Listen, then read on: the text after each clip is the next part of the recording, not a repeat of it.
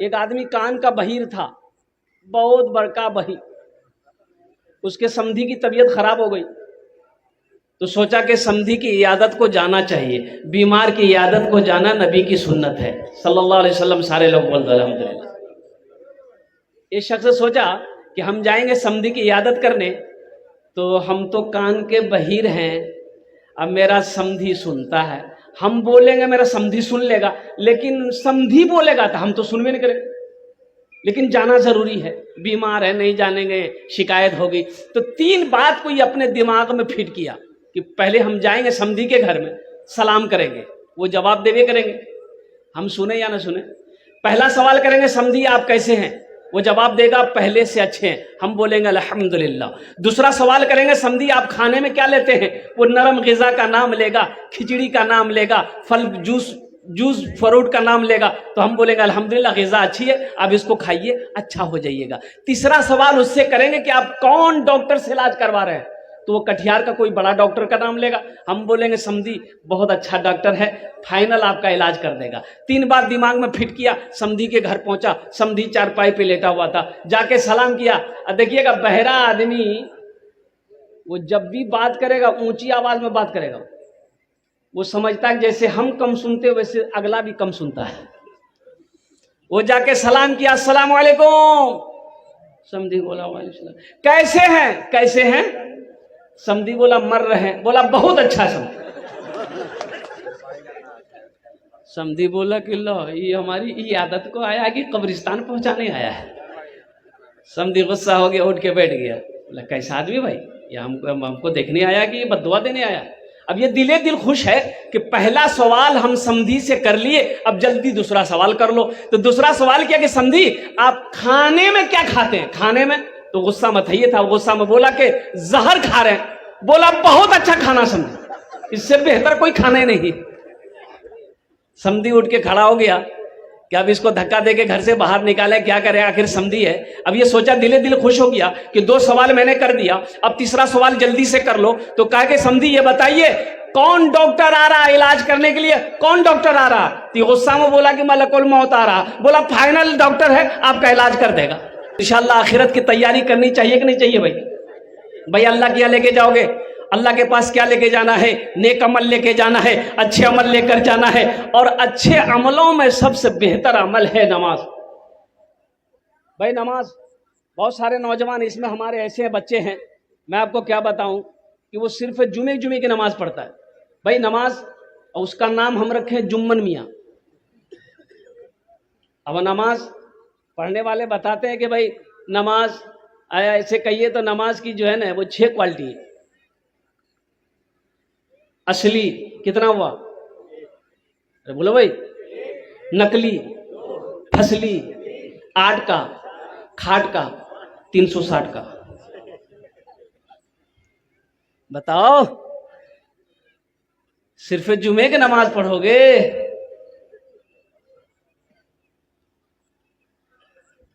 بابری مسجد بچائیں گے، یہاں اپنی مسجد سنبھلیے نہیں رہی ہے، ہفتہ میں حاضری دینے آئے گا۔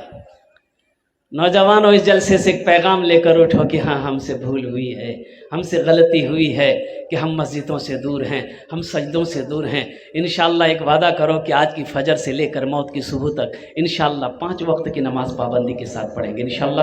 کتنے لوگ تیار ہیں، ذرا ہاتھ اٹھاؤ انشاءاللہ۔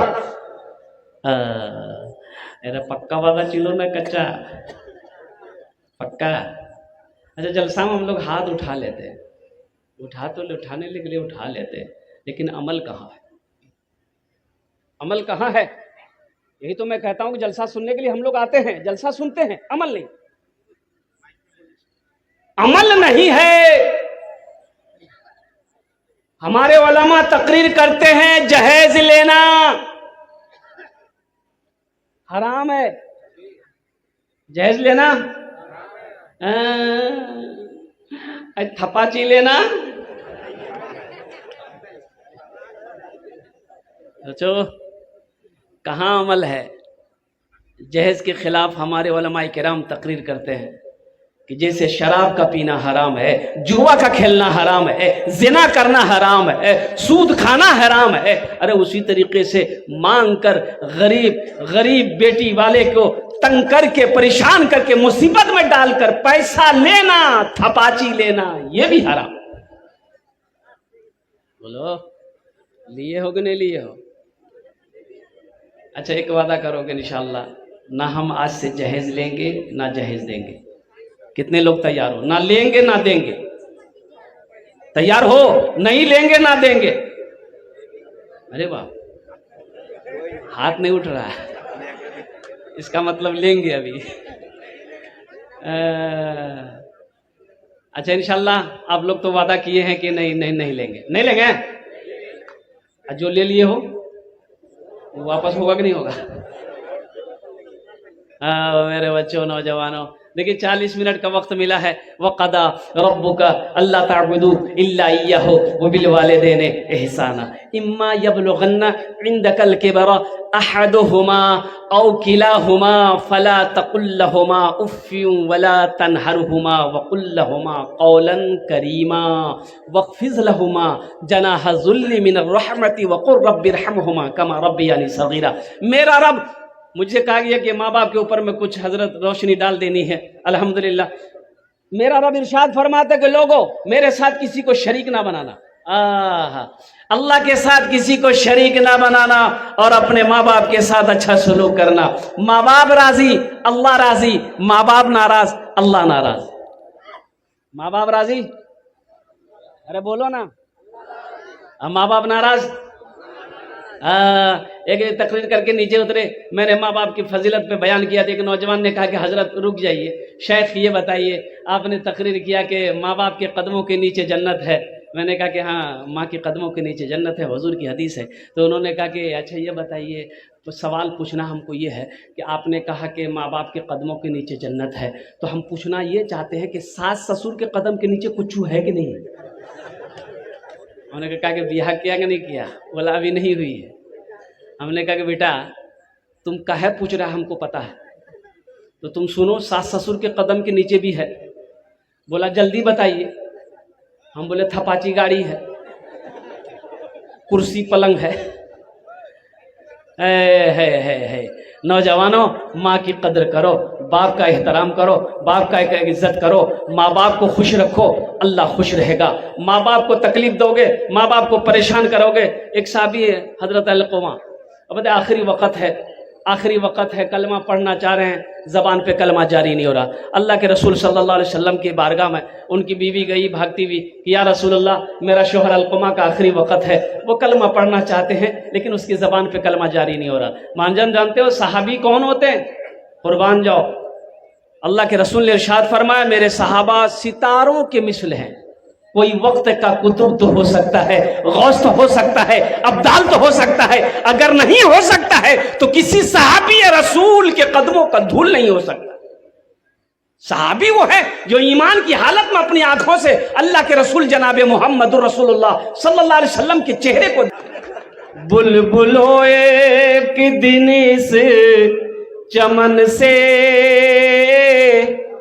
بلبلو ایک دن اس چمن سے